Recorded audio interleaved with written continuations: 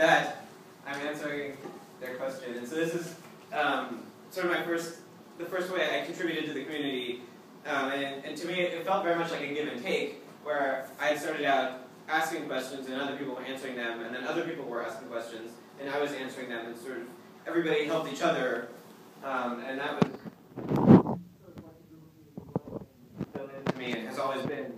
So, you know, I asked more questions. I built my elementary school's website. It looked kind of like this. It's not functional anymore. Thank God. It was one of those like crazy Drupal 4.7 back when that was a thing websites.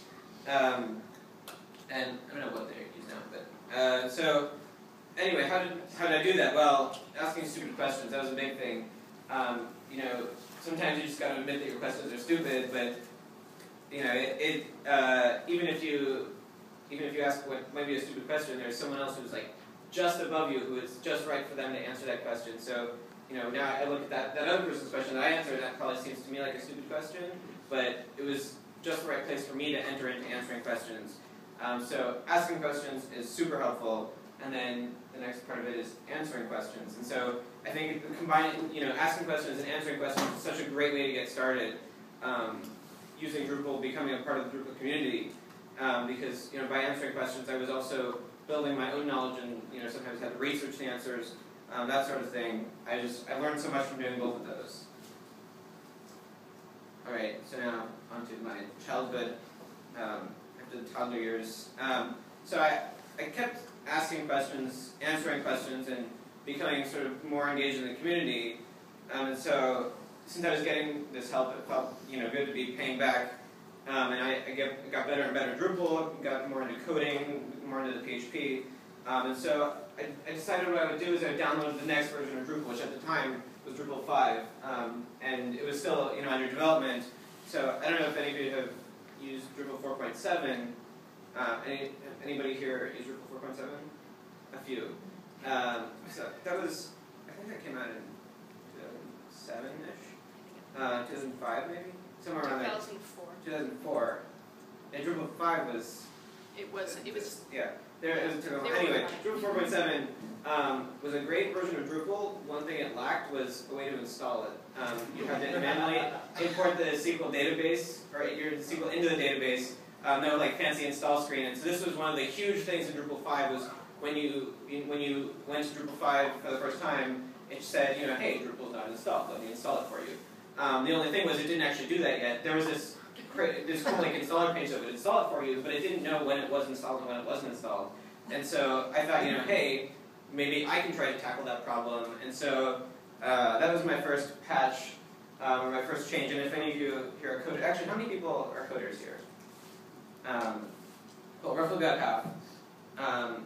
If you look at this code, it's some of the worst code I've seen. When it installs Drupal, my patch creates a new PHP file that just says, hey, I installed myself. Now, we know that writing PHP is a bad idea from PHP, but also, you know, this sort of thing in the index.html or .php, I don't know. It's bad. It's such a bad patch. I'm embarrassed that it's my first one, but you know, that's, you know, the progression is you start with things that are not as good, and you get better. Similar to the questions I was asking. So I submitted this patch, and of course it didn't get accepted. It was a terrible patch. But I did get a lot of feedback on it, and I think that feedback actually helped my Drupal knowledge quite a lot. And so it helped me sort of not only become a part of the community, but also help me learn about, you know, how to practice good coding standards and other good practices. And so actually by submitting this bad patch, I learned probably more than I would have from a good patch. And so after a couple of other attempts at failed patches, my first real patch that was accepted was this one right here. Changed one line of code very slightly, but that was that. And at 11 years old, it's a pretty exciting thing that, you know, this piece of code that I wrote was running on like all these websites. Yeah, I don't know, it's still pretty cool for 17, but for 11 it's especially cool. You know, now I have a little bit more code that's running on all these websites. But I think, you know, being 10 at the time actually really helped me do this because, when it was rejected, I didn't, I was just sort of had this carefree 10-year-old attitude of, well, that's okay, it doesn't really matter, and because I was just doing it for fun, like, who cares? And so I was just doing it for fun, and eventually, not only was it fun, but it worked too. And so I think that's one of the things that's really been a part of, for me, of the Drupal community, or a reason that I've stuck around is because it is fun, and you're interacting with other people, you're making real change in the code, and it's cool to see your work just out there. So that brings me to the next phase of my Drupal years, my identity crisis. And so in March of 2007, I guess it would have been still 11 years old. There was DrupalCon in Sunnyvale, which is, I guess, right around here. I live up in Berkeley, so it was about an hour away for me. And so I really wanted to go and meet all these people who I had been interacting with online. But the thing was, through all of this, I never told anybody that I was 11 years old.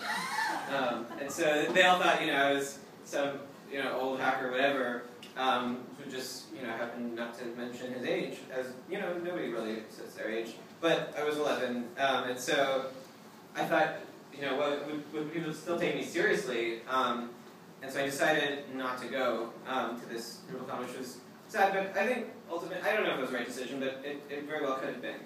And so there was another thing that was going on at the time called Drupal Dojo, and it's sort of coming back, but not really fully. Anyway, it was a group of people who got together on weekends and give like an hour-long lecture that was broadcast live, and their voice was broadcast.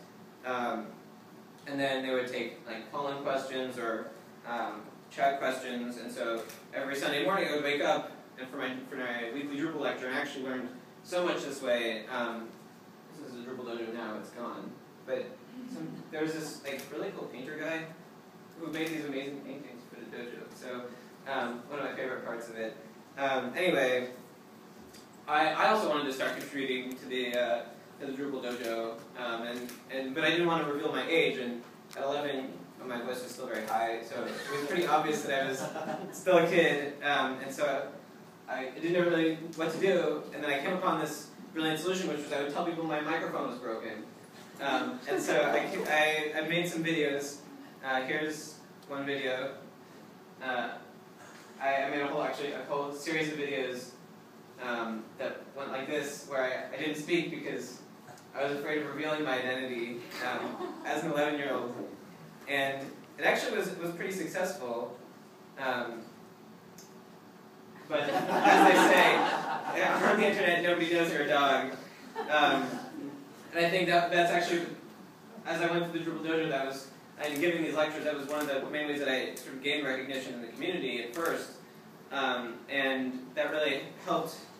I think when I did reveal my identity, I don't know if it's a big thing, maybe it is, maybe it isn't, but sort of having that basis of where I was judged for for what I did, not for who I was. And I think that's really one of the most powerful aspects of the Drupal community, is this idea of the duocracy, where instead of a meritocracy where you're judged based on your ability or your credentials or that sort of thing, in Drupal you're judged based on what you do and how you contribute.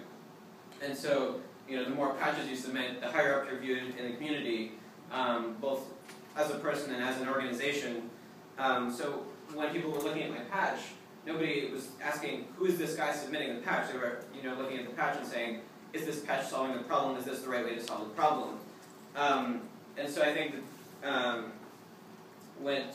what ended up happening is the code spoke for itself, and the code spoke for me instead of some credentials. All I had to start with was a name, and the code and the identity sort of built up around that.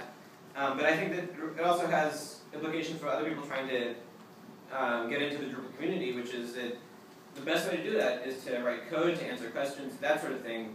You're evaluated based on, by other people, based on how you contribute, not based on any sort of inherent thing. So I think that that's sort of one of the great things about Drupal, is that it gives people, for example, 11-year-olds opportunities they wouldn't be able to have in in other communities that where you judge based on, for example, your age. Yeah, I mean, here's my illustration of the duocracy. It's a little dark, but yeah, do it is the motto. So, and then yeah, you can just play around with Drupal, and it's not really a big deal if you mess up, because people are there to help you. But once you do get something right, it's such a big thing for you and for what people think of you that it's more than any other credential or sort of thing. So the next sort of phase was my coming to age, and so that was one of my big reveal of my age. And so when I was 11, I went to my first local Drupal user group. It was August of 2007, so yeah, I was still 11. But by that time, I sort of felt that I was prominent enough in the community that people would just judge me based on who I am and not how short and high a voice I have. And so this was up at UC Berkeley. There was a group of probably 20 or 30 people I'd met every week or every month. And so I introduced myself to these people who I'd known online, and it was really cool because some of them, quite a few of them had actually heard of me, and they just thought I was like some 30-year-old Russian hacker, whatever, Dmitri. But here I was in Berkeley, an 11-year-old in 5th grade at the time. But somehow, I don't know, somehow like it didn't really spread around that I was 11. And then another thing that happened right around that time is here's it's not quite I think this is from a Drupal camp, but same sort of idea. I also became a part of the security team, which for an 11-year-old is a pretty big deal. We see the security team. I'm not a part of it anymore, but basically, if you're not familiar, any security issue that's reported about Drupal gets confidentially, hopefully, reported to the security team, and they have time to work on a solution that's then published at the same time that they publish the problem. So you can the ways to hack your Drupal website are not exposed without solutions. And so it was a pretty big honor for an 11-year-old. And I think something that if I was more recognized, or if I was more recognized as an 11-year-old and not as a big contributor, probably not something that would have happened. So it also speaks to the duocracy. But just after that, probably a month later or so, was the the first Bay Area Drupal camp, or BAD camp, which is, I think, was and it still is the biggest Drupal camp in the world, and it keeps going every year, and it's huge. And at this first BAD camp, I proposed 3 talks, and all of them were accepted. And so there I was, I guess by this time I was probably 12. Yeah, I had just turned 12. I was talking about CCK and that was a thing. Views and how to do theming. And so with each one, here's me at the. It's still a little dark, but that's. That's me at the first BAD camp, and I sort of gained confidence with each one. And by the third one, actually, the whole room was packed, and there were people overflowing the door. So and I felt pretty good about that, especially for a 12-year-old again. Giving a lecture on theming to all these people, and so by that time, it was really, it was known that Dmitri G01 is 12 years old, and actually some people didn't even believe me, didn't believe that it was me who was 12. There's one very prominent programmer named CHX who I've become pretty close with, and he demanded to see me in person because. He was not convinced that this was actually me. 12-year-olds can't do that, apparently. So the next spring was the first DrupalCon I went to, probably the one you were talking about, DrupalCon in Boston. So I got to take a week off of school. I went there with my dad, and I met all these people from the whole world that I had only met online, and it was just such an incredible feeling to finally be in the same room with this community that I had been part of for at this point probably 2 or 3 years, and to interact with them in person, to be coding, and here's us around the table. There's me, way shorter than everyone else. Yeah, Earl Miles, Larry Garfield, such cool people. Some of my favorite people. And I also gave a talk when I was there. I gave a talk about jQuery. That's what really made me talk about there. Yeah. They're standing up asking a question, is John Ressig the author of jQuery? Maybe just answering, but maybe probably answering a question. It was a little weird of an experience. I felt like he should have been the one giving that talk. But I didn't know he was going to be there. I just sat down and there he was in the audience. Anyway, that was my encounter with John Ressig. Anyway, that was how I got better than just being in front of everybody at 12. And so I went on to give talks at more DrupalCons. In DrupalCon DC, this is just like a little bit of my own story. I gave a talk there and I met very cool folks at the formerly Drupal development firm, Development Seed. And so at the time they were working on this piece of software. There's me at DC. A little bit older, you can see. We were working on this piece of software called OpenAtrium, which was or it still is, a sort of project management-ish type Drupal distribution. And I thought it was just the coolest thing that they could make Drupal so customized. And so I thought it was great, but I wanted to make it better. And so I thought, this is like the future of Drupal is this sort of thing. And so how can I jump into this? And so I just did what I did right at the beginning, and I tried to find something that was interesting to me.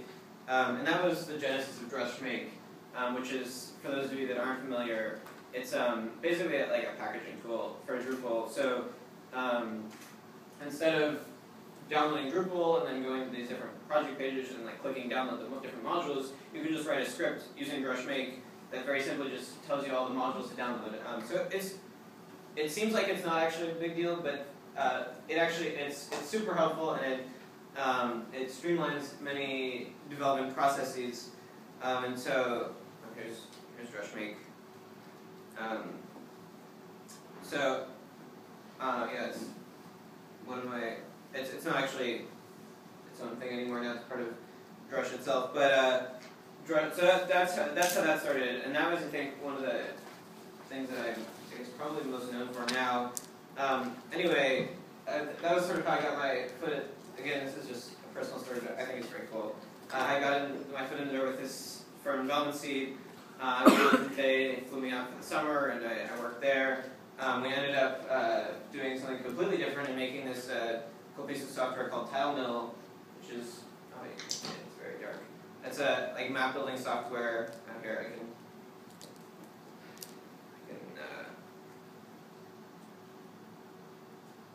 show you the map. Anyway, it's a cool piece of software to build maps. That was what we did. That's a little digression, but because it's not really built in Drupal. But it just shows that being a part of this community and all along the way just doing things that are interesting can really get you pretty far. I mean, it got me on a plane for free to DC, and a cool internship when I was probably 14, building. And then now they've Development Seed has basically refocused their entire business around this piece of software that we started when I was there. So that was fun. But yeah, all along I was just doing things that were interesting to me and that I thought were relevant to the community. All right, so that's sort of onto my own adulthood with Drupal. I guess if that was my adulthood, then now I'm retired. So I mean, yeah, of course it's not really adulthood. I'm still in high school. I'm just a senior. But I did learn a lot from growing up with Drupal. I guess, yeah, it's adulthood in the sense that probably my growing up phase with Drupal has stopped. And so, as I just mentioned at the beginning, well, a lot of people, learn their values from their parents and the people around them and their friends. Like, I actually learned a lot of things from the Drupal community since it was such an integral part of my own childhood. And so, I think some of the biggest lessons I've learned are, first of all, working together and the power of collaboration. Any problem that you try to tackle yourself will be so much better solved if you put more different minds to it. And so while people have disagreements all the time, sometimes small disagreements, sometimes huge disagreements, when you're working on Drupal, you know that everybody always just wants what's best for Drupal. And so in the end, whatever comes out of it, it's going to be great. And the thing is, different people have different ideas of what great is. That's what the disagreement is. And so what do? Of course, you just fight to the death. But I think that sort of fighting is actually really helpful. Of course, it's not actually fighting. It's constructive collaboration, as we call it. But that sort of thing ends up really helping the software, and ends up helping anything you do, whether it's Drupal or not. I also learned, as I also mentioned earlier, the concept of duocracy and just being evaluated based on who you are and evaluating other people based on who they are. And I think that's one of the huge parts of the Drupal community that's such an amazing thing. And that basically anybody can grow up Drupal wherever they are in their life. You don't have to be 8 years old to grow up Drupal. But because you're only evaluated based on where you are in Drupal, not where you are in your life, I think that's one of the things that makes the Drupal community really easy to enter. With that said, I think a couple of other useful things, if you're just entering into the Drupal community, would be like have the mind of an 8-year-old, even if you are not 8 years old. And so start simple. Build the simplest thing you can, and just do things that are interesting to you. And I think that's the way, more than anything, to learn. And then you can think of like forums, submitting patches. Like it's your playground, or at least it was my playground. More than going out on the monkey bars, that's what I did for fun. And just like on the real playground. This was my real playground. That's where you make friends. And Drupal community has given me lasting friendships that have gotten me, I don't know, very far, to DC to wherever. I gave this talk last year in Australia. That was fun. Look for the problems and look for how to exploit them. This is what the annoying kids do, but I think it was one of those. Look for how to exploit the problems, because then once you do that, you can figure out how to solve the problems, and that's where you can become an asset in the community. And so in the end, though, the biggest lesson was working together. And so I think a little bit that I'll just say some final words on. Sorry, bad grammar. The final thing that I will say a few words on is what makes the Drupal community tick. And so actually there were some studies done on what makes these various different open source communities work. And it came down to basically two things, and I can identify with these so much. The first is fun. And like an 8-year-old, everybody I think seeks fun. And so one of the big things that people say, and that I find to be true, is people derive a lot of joy from practicing something that they're really good at. And so while you might not be good at programming now, or maybe you are excellent at programming now, this sort of gives you an opportunity to do that, at least if you're doing it at a hobby level. It's such a great way to have fun and to do something that you're good at in the context of larger communities. So you're not sitting in the wood shop like whittling away, and for something that only you are going to see. The great thing about this is that so many people benefit from your work. And the other thing besides fun is the sense of community. And so it starts with this slogan, which actually came after the sense of community, but come for the software, stay for the community. I don't know how official that slogan is for Drupal right now, but it was definitely something that it was definitely my path, which is I came because there was this software called Drupal that I was told to use, and I stayed because this community was there to support me and to keep me going. And anybody can do that. Anybody can come for the software and stay for the community, whether you're 8 or whether you're, I don't know, 50, 60, 70, 100. And people, as I said, people grow up Drupal all the time.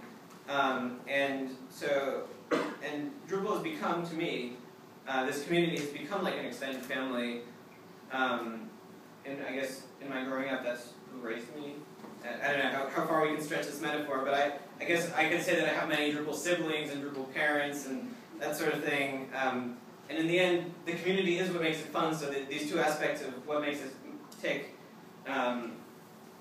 fit very well together. And so it started, for me, it started small. It started for the forums and the Drupal dojo, and then went to the local meetups and bad camps and DrupalCons, and so it's created so many opportunities for people to connect, for me to connect with other people, and I think that's what has caused Drupal to grow, and it's caused so many people to recognize its value.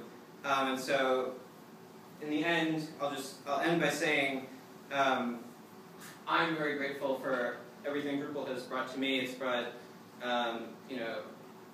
basically it's brought my childhood. It was my childhood, and it's given me so many incredible opportunities, learning to become a programmer, learning how to be part of the community, and giving me opportunities to speak at places like this. So thank you very much.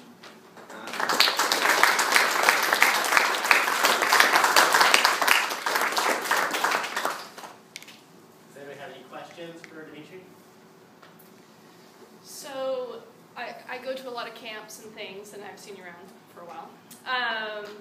I notice, and maybe it's just me, and I'm not seeing the people in the, who aren't coming to these things, that typically the age range, and we look around the room, a little more mid-older, not so much 20-ish from what I've seen. So from your perspective, how do we get more younger people into the community? Because I think we need that in order to keep going.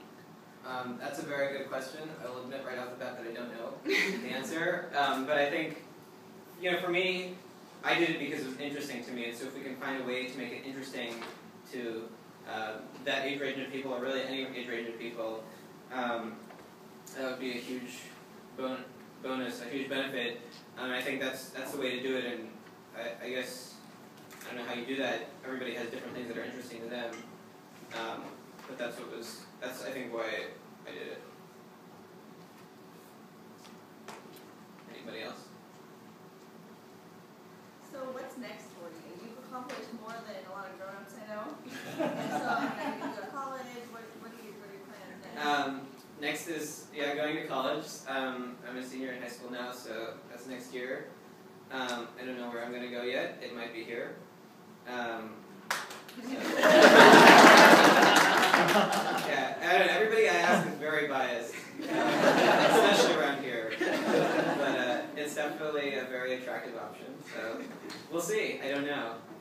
Wow, another question that I don't know the answer to. Anybody have any questions? I work with a lot of people who are new to Drupal and sort of introducing it to them. When someone asks you how hard is Drupal to learn, what do you say? Another good question that is hard to answer, but I think I know the answer to that one a little better. If you want to give an honest answer, Drupal is incredibly hard to learn. If you want to give an answer that pleases, that will make them more likely to contribute, of course not that hard at all. It's just, it's super simple. Look, even 10-year-olds can do it. It could go either way. So you may have talked about this in the beginning, and I came in a little late. Can you talk a little bit about your parents and your family and your friends and how they sort of supported you, or how you had to educate them as you were sort of immersed in this Drupal community? That's a really good question. I am extremely lucky to have had tremendous support, especially from my parents, throughout this whole thing. They were very much into me pursuing my own passions and just trying to help me at every step along the way do that. And so, right from the beginning, when my mom bought me my first programming book, to my parents at first going with me to conferences, that sort of thing, they were extremely supportive all the way through. I guess my friends around my age range probably didn't really know what was going on, so I guess that wasn't such a big factor. But certainly my real parents were huge. My Drupal parents. Also, everybody in the community was very supportive of me, and I think it's just a characteristic of the Drupal community is supportive nature of everybody just trying to help each other, and that was, I guess, one of the big things that helped me grow up successfully, I hope, in this community. Yeah. You mentioned the Drupal forums, and I'm just curious, nowadays, like, where are the resources you go to or that you contribute back to? Do you think the forums are still kind of a living, breathing document, or do you have other places, resources that you use? I have not been to the forums in years, so I don't actually know. Another one. But I think there's still quite a lot of knowledge transfer going on there. That's a place to go if you have a specific question. Most of my more recent work has been in writing modules and writing patches, either to Drupal core or to modules. And I think that's sort of a place that my own resources are best put, is actually writing code. But everybody goes through different stages and is good at different things, and some people are good at answering those sorts of questions, and some people are good at writing code. And so I think there's a place for everybody to contribute. And it just depends on who you are. Now that you're a little bit older, have you maintained that sort of carefree attitude, or do you get discouraged, or are you past that point? That's a great question. I wish I could say that I maintained the carefree attitude of an 8-year-old. I'm not 8 anymore, and I'm not old, but I'm a little bit older than that. This can get really personal. I don't know. I've stopped being such a large part of the Drupal community. I think just because my interests have moved on to other places. But I definitely try to keep it in mind in the projects that I do work on. Certainly, more perspective has made it harder to do.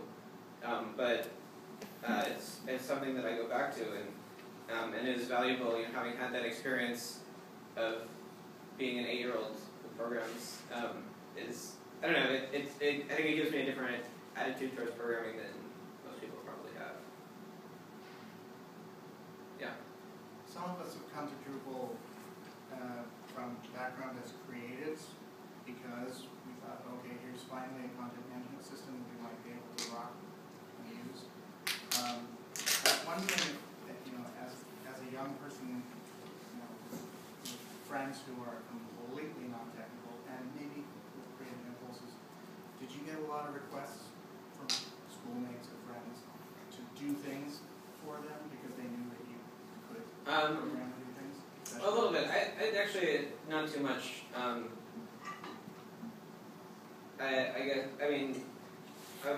I think most of my friends, as I said, they didn't really know what was going on and didn't know that. I don't think I really when I was, or even now, to my friends, I don't really make a big deal of it. It was just something that I do for fun. Everybody has the things. I don't ask my creative friends to draw me pictures, so I don't ask them to build websites.